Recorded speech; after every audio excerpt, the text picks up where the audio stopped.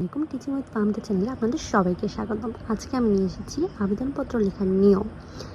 চলো শুরু করা যাক। প্রথমে থাকবে তারিখ, যেদিন যে তারিখ ওই তারিখটা দিবে। তারপর থাকবে বরাবর, তারপর প্রধান শিক্ষক বা অধ্যক্ষ। প্রশ্নে যদি প্রধান শিক্ষকের কাছে লিখতে বলে তাহলে প্রধান শিক্ষক, যদি অধ্যক্ষের কাছে লিখতে বলে তাহলে অধ্যক্ষ।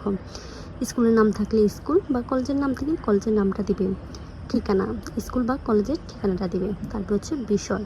তোমাকে যদি প্রশ্নে বলে অনুপস্থিতির জন্য একটা দরখাস্ত লিখো, তাহলে লিখবে অনুপস্থিতির জন্য আবেদন।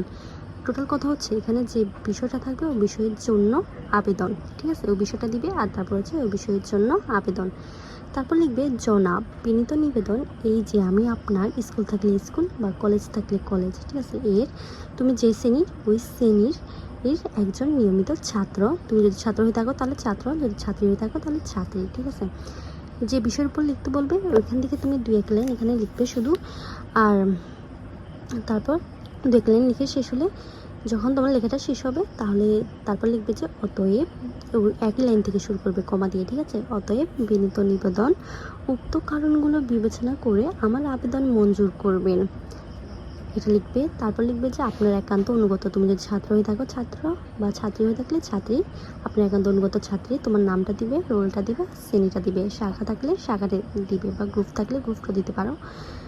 দেখো, এই একটা দরখাস্ত দিয়ে তোমরা কিন্তু প্রায় অনেকগুলো দরখাস্ত লিখতে পারো, ঠিক আছে। তাহলে এই দরখাস্তের ফরম্যাটটা তোমাদের জন্য।